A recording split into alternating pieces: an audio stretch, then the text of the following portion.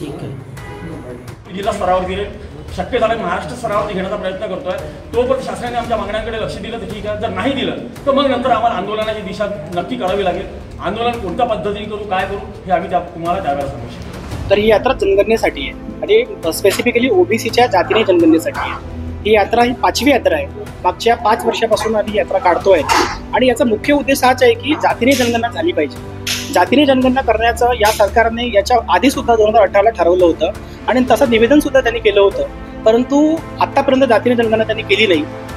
यावर्षी सुद्धा केंद्र सरकारने सांगितलं आहे की जातीने जनगणना आम्ही करू, परंतु आमचा अजून त्यांच्यावर विश्वास नाही आहे. जोपर्यंत जातीने जनगणना होत नाही, डेटा बाहेर येत नाही आणि त्याचं खरं इम्प्लिमेंटेशन होत नाही, म्हणजे आम्हाला लोकसंख्येच्या प्रमाणात जोपर्यंत निधी मिळत नाही तोपर्यंत आमचा केंद्र सरकारवर विश्वास नाही आहे. आणि केंद्र सरकारने ते विश्वास संपादन करून दाखवलं पाहिजे आणि खरं आम्हाला लाभ दिलं पाहिजे.